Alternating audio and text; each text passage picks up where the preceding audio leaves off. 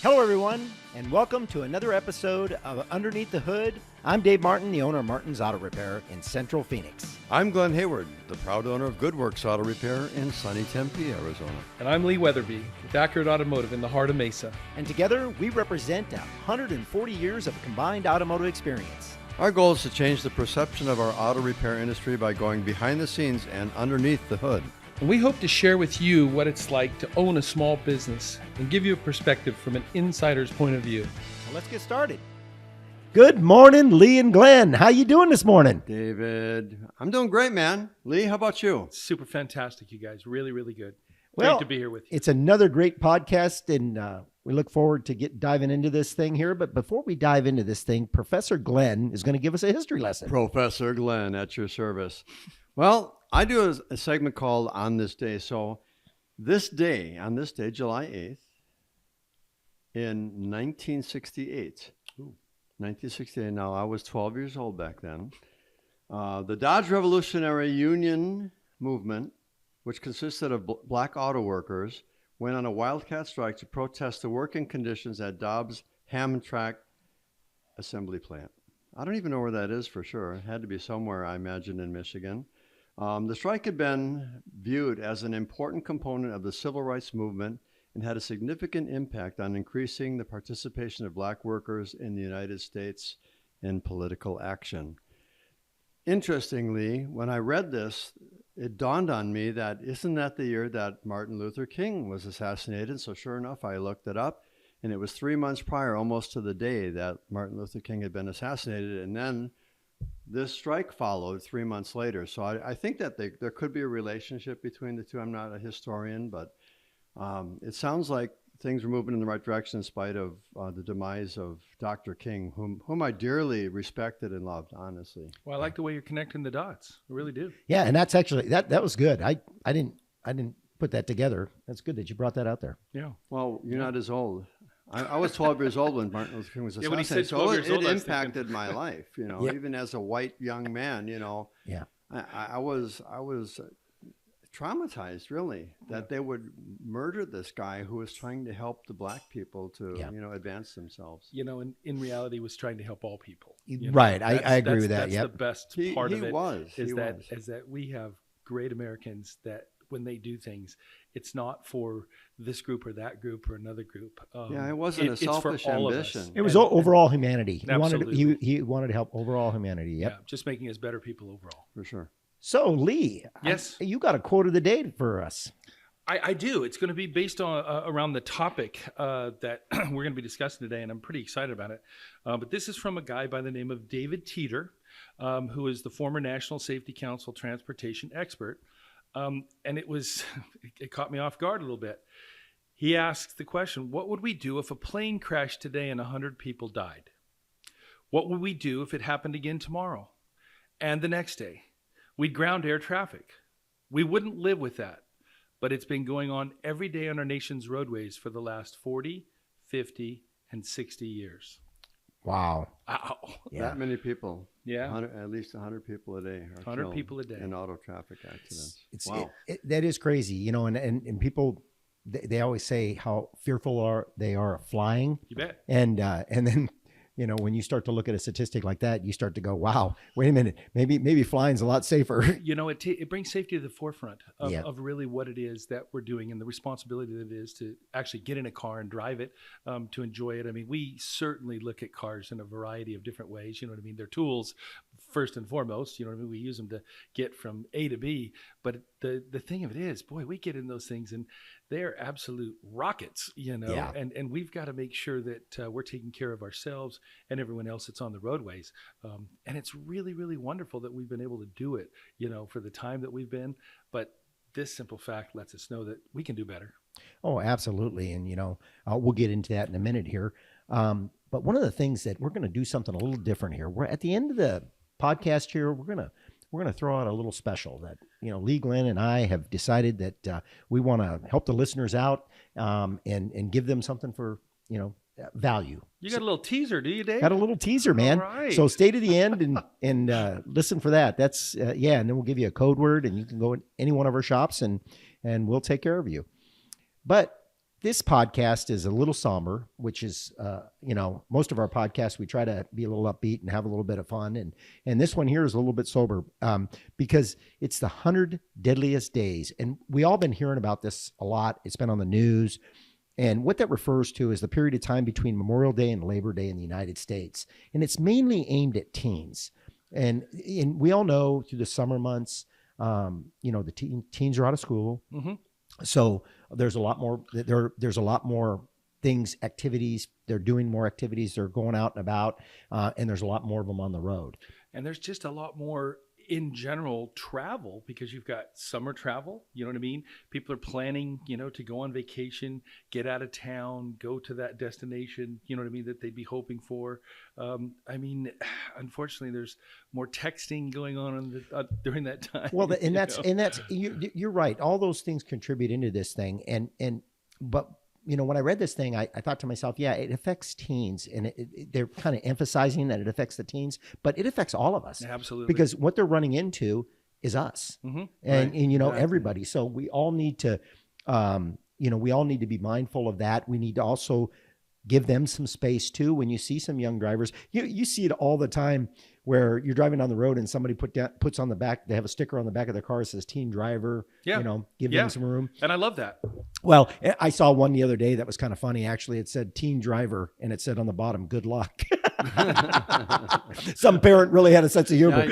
Well, but the interesting part is another thing that adds up to this. And Dave, you bring up a really great point, and that is when it's hot outside, we're our let's say our nerves, our tempers, or whatever, are a little bit, more susceptible to being caught off guard or getting angered a little bit, maybe a little easier. Well, the heat, Yeah. the heat does it. Oh, absolutely. That's It what I does, mean. Yeah. When Glenn, so when you get a teen driver in your shop, I know at our shop, we do things a little bit differently. We try to educate them a little bit on their Absolutely car, do. number one, and also on the safety items in their vehicle. Do you guys do that at your shop? Absolutely do. And the reason why we do it is because what you don't know can hurt you. What you don't know can kill you. What you don't know can leave you stranded somewhere, in the middle of nowhere while you thought your car was in good working condition and so on. And I think that young people are probably more willing to take risks like, I don't really need to take care of that right now. And they're thinking about their wallet or maybe their parents' wallet, or I don't know what they're thinking about necessarily. But I think that we were probably the same way when we were younger. We had our first cars, and we thought, I'm going to let that go for a while, or I'm not going to fix that right away. And there was consequences, The consequences was you're not going out this weekend with your buddies because your car's broke down because you didn't fix it, He brought up a really good point. And the thing of it is when you're a teen, first of all, you want to go, right? Yeah. And the thing of it is I'm a teen and I don't want to give up my car to the Right. shop. So that noise, that vibration, that maybe that wobble, whatever they're feeling, they'll let it go. How many times have you guys had Turn the radio up. You've Yes. heard that. yeah, turn the radio up. Exactly. And it's not funny, but it's so true because how many times have you had somebody come into your shop and go, it's making a noise, it's got a vibration, it's not running right, it's got a check engine light, whatever. And you ask them, how long has it been doing this? Oh, about a month and a half. Or I'm not sure. Or not sure. Exactly. Yeah. Well, yeah, I forgot. that coupled with the fact that, sometimes the mechanics, even my guys, my technicians, they ignore stuff on their own vehicles because they're working on everyone else's vehicle all week long and they don't want to work on their own vehicle. So they let stuff go. Then we get a phone call on Monday morning. Oh, my car broke down. I can't make it in. I'm going to be late. And it's like, are you kidding me? And you knew about this and you let it go. And then we accuse our clients, our customers of doing the same thing.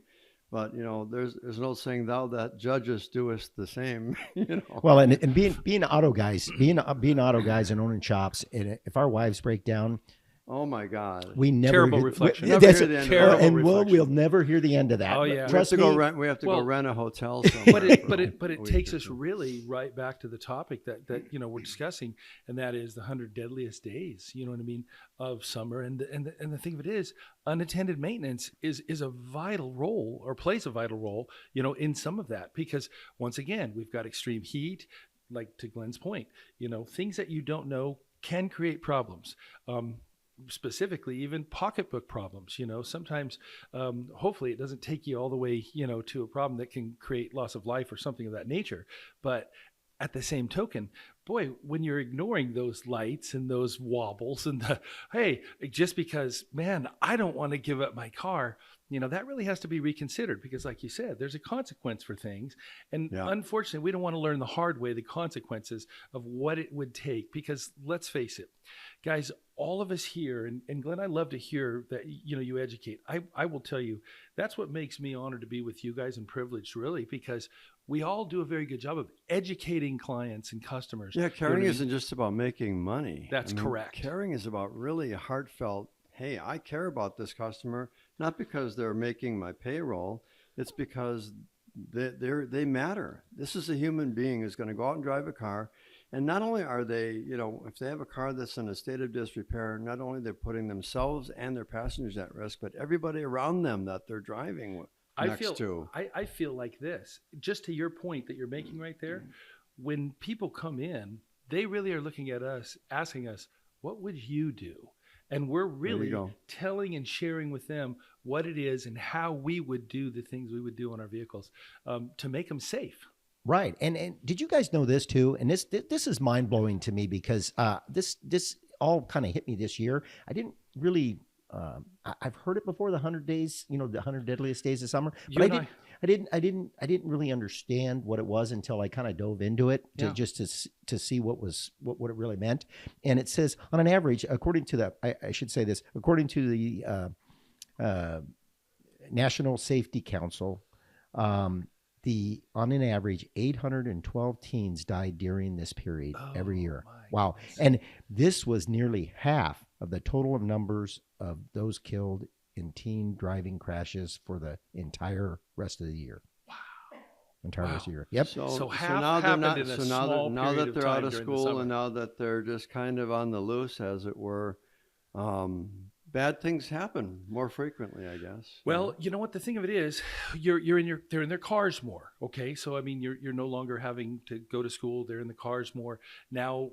The things that kind of go along with being a kid. Because let's face it, guys, we thought we were invincible when we were young. Oh, absolutely, and, yeah. We never drag race. That's not anything. That's not anything new. But at the same token, we didn't have, phones to be able to be distracting us, because distraction, I think, needs to be one of the biggest things discussed. And that is, boy, when we get in that car, let's really think about the responsibility. Let's strap our seatbelt on, for number one, just a basic thing, because I would have to imagine that a lot of the kids that, that were hurt and or passed away in traffic accidents, they didn't have a seatbelt. You know what I mean? And the real problem with that is, it's not that we don't know that we're supposed to put them on, but we may forget, because we're in a hurry to get from this location to that location. That happens on everyday life, but especially during the summer when, oh man, I'm gonna go meet my buddies, Well, and they've built so many other safety features into cars, the way that the cars collapse when they hit an object,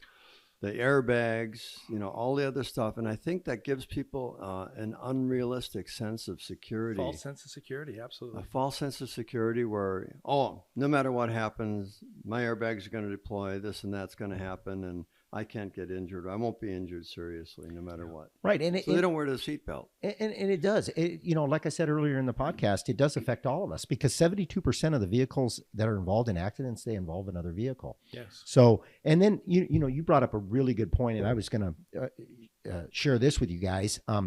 Risky behavior. Yeah. What you said, distracted drivers. Distracted drivers, according to the National Highway Traffic Safety Administration, texting while driving increases the risk of crashing by 23 times. Yeah. 23 times. Yeah. And then speeding's in there. Well, I was going to say, racing's got to be in there, because let's face it, we all did that. Yeah. Oh, yeah. Yeah. Yeah. Absolutely.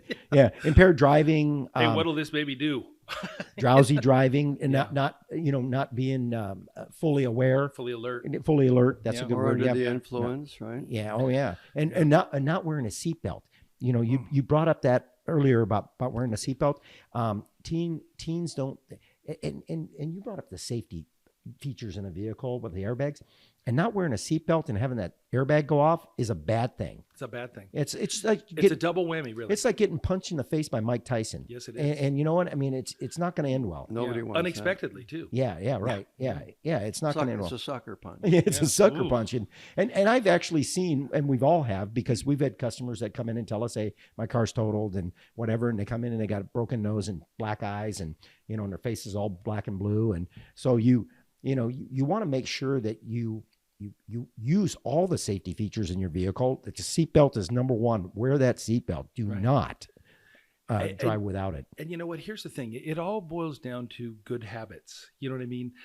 When we get into our vehicles and we have good habits where it's kind of natural just to, strap your belt on. It's natural, you know what I mean, to kind of check our surroundings, check our mirrors, make sure that, we can see and that we have good vision. It's natural. When those things become routine, we're going to be able to influence, safety on the road. Well, have you ever gotten in your car and not put your seatbelt on Absolutely. and drove like you driving out of a parking lot and you like, The chime drives you crazy. well, not only that, you feel you're missing something. Yeah. Like you said, the repetition of it, you're missing something. Now you're going, wait a minute, okay, and you know that your seatbelt's not on there, you don't feel comfortable. That's correct. And Yeah.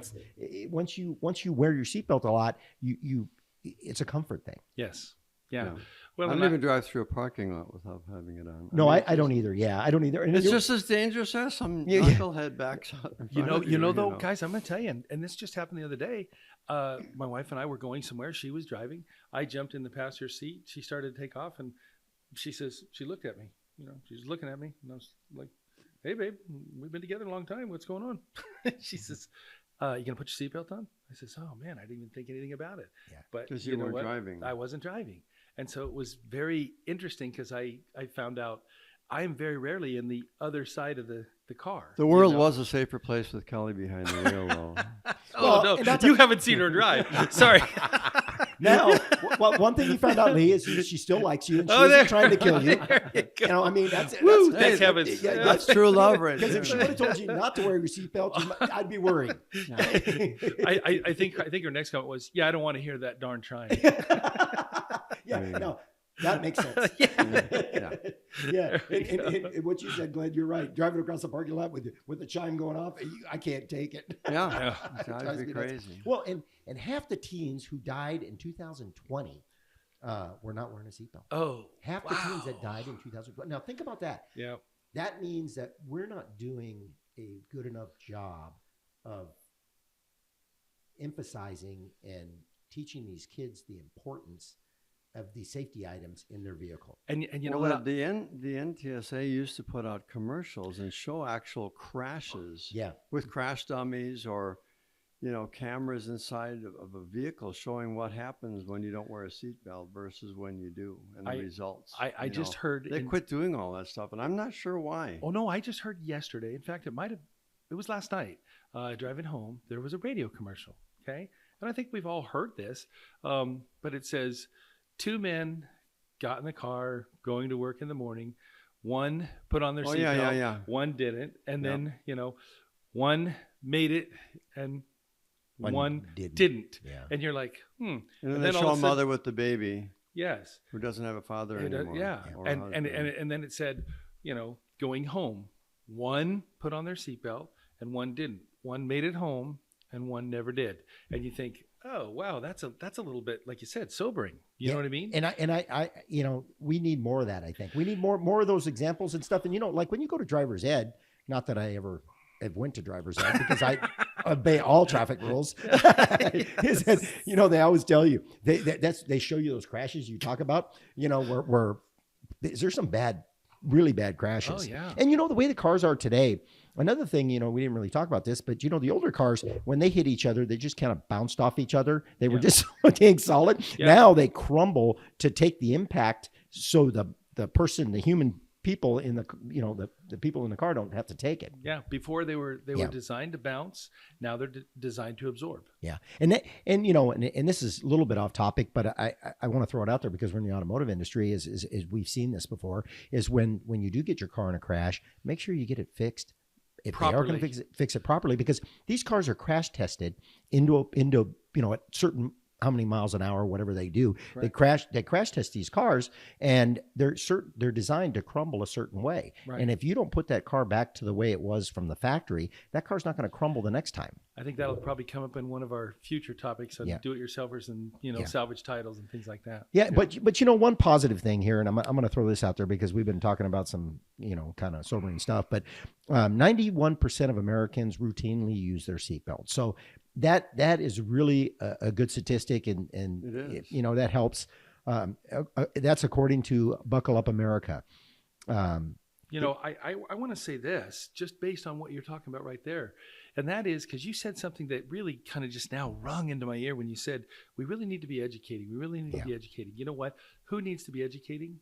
We do, especially when we see younger drivers. I'm not going to say teens specifically. I'm just going to say younger or newer drivers, because there's a lot of people that don't get their license until maybe they're in their 20s. They would still be considered a youngster or a new driver. And so what I'm looking at is, we need to be discussing the safety features in cars and showing them how to use these things. I mean, think about new parents and how the fire people come out and they show you how to use the baby seats and how to properly place them in the vehicles and things of that nature.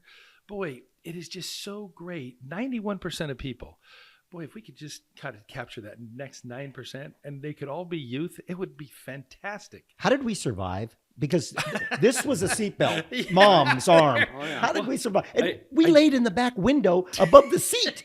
I mean, we would have been a lawn dart, man. We'd have been. I remember we used to sit backwards in the Dodge Monaco wagon. The window would go down and we'd look out the back, and sure. we'd be boo, boo, We'd have our blow feet your horn. hanging out the back window. Yeah. Well, and you brought up those two guys, one with the seatbelt, one without, and our producer just sent this to me and said it's on YouTube now. It's the NHTSA.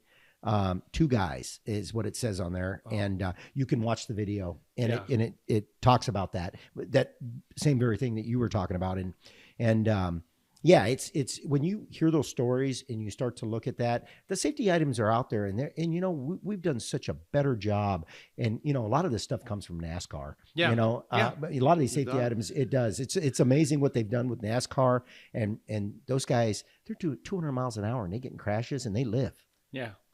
Well, and you know what? And the thing of it is, it's just about using a little bit of discipline. But I want to flip this script just a little bit and say, you know what? We are talking about a little bit of a somber subject, the 100 deadliest days, you know what I mean, of summer. But remember, summer always for me meant fun. It meant excitement. It meant freedom. It meant getting out and doing the things that you were going to be able to do when you couldn't do those things during school, Yeah. And so I would say Party all night. Yeah, absolutely.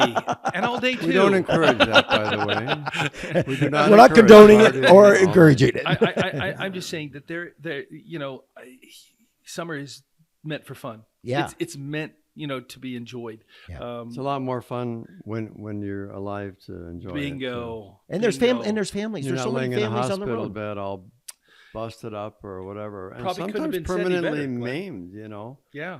I mean, you may survive a crash, but if your brain was damaged, you're never going to be the same. You may never drive a car again. You may never speak again. You may never be able to go to school or aspire to become what you were going to become. So it's not just surviving an accident that's the victory. The victory is not getting into one and being prepared in the event that something does happen. And here's the interesting thing, because I always tell a lot of our clients that come in, especially, parents that are looking to get a car for, their new drivers, I will tell them, hey, listen, the statistics, and this is according to the insurance, people, statistically, 94% of new drivers are going to get into an accident within the first year.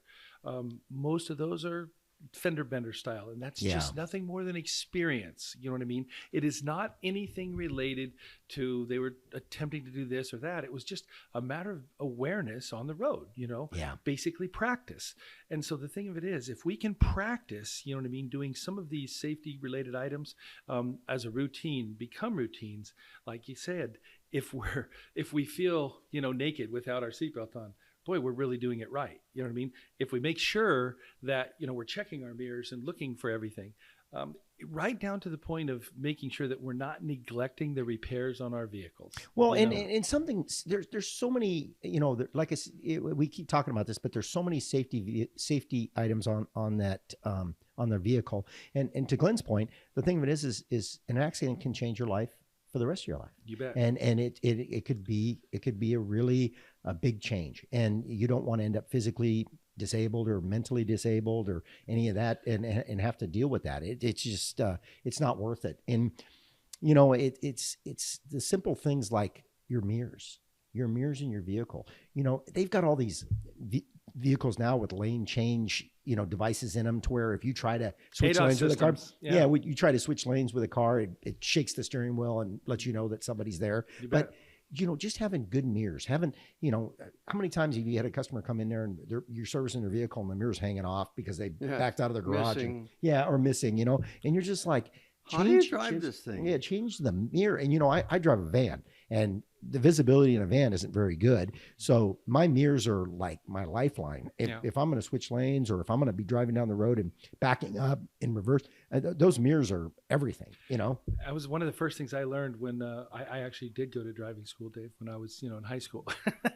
And they taught us, mirrors are the very first thing, making sure that, you have them adjusted to your seat, make sure you're comfortable, in the seat. Yeah, I adjust mine on customers' cars all the time, because I have to go drive them for the test drive. So do I. I don't care if I don't put them back where they were, because I don't even try them because to adjust them again for themselves when they get in. You're exactly right. It's a very, very personal thing. You should adjust.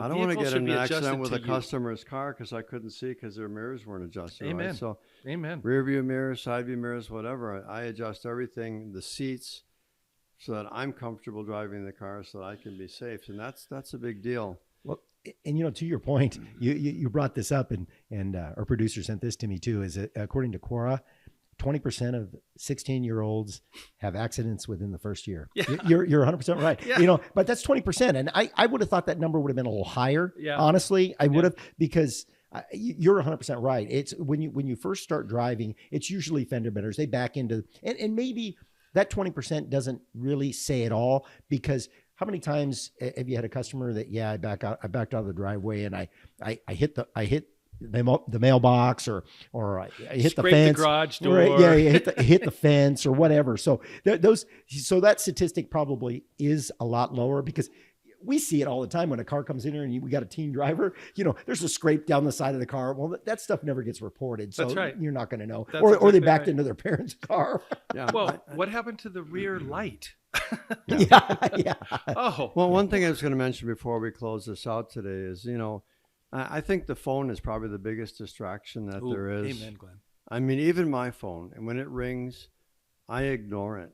I will not be driving down the road and pick up my phone and see who's calling me, because it doesn't matter. What's worse than that is the texting. Yes. What's worse than that is the texting. Oh my God. What does times, it take to text? You got to have both your hands going while you're supposed to be hanging onto the steering wheel and paying attention to what you're doing. And you're typoing and trying to correct it. Seriously? These people have it's a death wish. I don't know if I've ever shared this story before, but it was absolutely, to your point. I was driving through In-N-Out, getting a burger for lunch one day, and I looked over, and there was two young ladies, and they were literally... Stay on your mic. They were literally, not looking at each other, but this close to one another at the same table. Texting each other. They were doing this, and then this one would giggle, and then she would do this, and then that person would giggle, and I looked at this, and I just observed it, and I thought to myself, oh my word, are they actually talking to one another? And I literally, after I got my food, I drove around, I walked inside, and I said, ladies, are you guys talking to one another? And they're like, oh yeah. And I says, oh no, you're here now. You're young. And you know what? This is for when, you move away and get married and have children and you're not together. And then you can do this. Right now, look at each other, love each other, experience each other. They don't know how to. They don't know how to communicate. The communication. They've lost it. And my daughter used to do it with her friend in the backseat of the car. I'd be driving, and all of a sudden they'd be super quiet because usually they're chatting it up, right? But they're texting each other back and forth, and they probably are doing it because they don't want me to hear their conversation. But it is so true. But the key to it is and I think it really goes, Glenn, I'm glad you brought it up. When we get into the car, we have a responsibility to be a driver. Right. You know what I mean? We have a responsibility to make sure that we are thinking about not only ourselves, but everybody else that's out there on that road. The most And important let's people, the ones take around that. you. Yeah. Let's take that responsibility seriously. And I think if we do that, I mean, if we can just really kind of concentrate on that, it'll lead to better habits. You know what I mean? Gooder habits. Gooder. That's Yeah. even better than good. It'll Well, lead to gooder. better habits. and you're right, Lee. It's a big responsibility, and trust me, I don't get bored driving. No, I don't either. I don't know why. I love to drive. I don't know how people get bored driving. That they gotta have another stimulation to Right. play with their phone. Right. And this was about 2 months ago. I was sitting at a stoplight there. I was going to make a left-hand turn, and the arrow came on, and this young lady in front of me was texting, and the arrow was green, and so I tapped the horn to get her to know that, the lights, let's go, because we sat there for, I don't know, probably 10 seconds and I gave her a little time, but I honked the horn. Well, she told me I was number one, and then she went. So How do you feel about Love being you number too. one, Dave?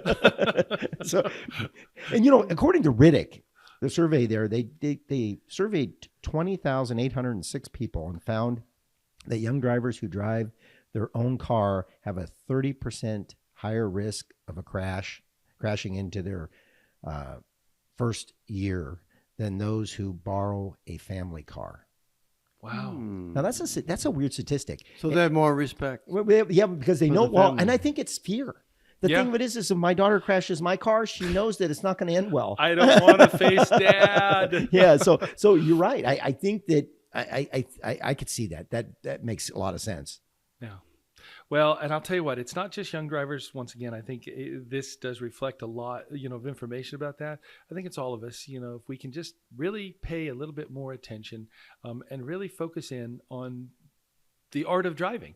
We can enjoy it more, we can enjoy the highways more, and we can be much more safe. I had a customer tell me that there's an app out there that you can put on your teen's phone that while they're driving, the phone won't ring or nothing will come through. I don't know what that app is, and but that's what one of my customers had told me, and I think that's great. I think they should make it. You know how they put all these apps in your phone when you get them? Yeah. I mean, there's a million apps, right? And you're never going to use you use 1% of them. 1% of them, yeah. I've had my phone for 6 years and I still don't know about 70% of what the apps do or are. Right. So, I mean, I think they ought to make that on that front page Yeah. of your app to where, that you can click on it and set it up, make it easy to set it up and make it to where when you're driving, I think it works off of Bluetooth. I think that's what they said it works off of. And most cars now today, have that capability. And I think really that's a great idea, except it's a good conversation for, parents and children to have, together and to say,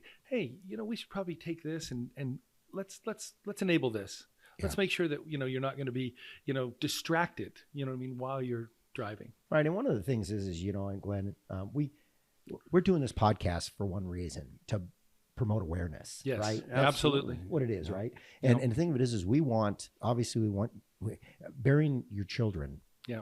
Is got to be the most horrific thing on the planet. Yeah. It's got to be terrible. And I've known some parents that had to bury their children, and it's really sad. So we don't want that to ever happen to anybody's kid or parent or anybody. So that's the reason we brought this thing up. And I knew it was going to be kind of one of those things. It's not usually what we do, but it's kind of it's just a safety thing for vehicles. So, hey, do me a favor.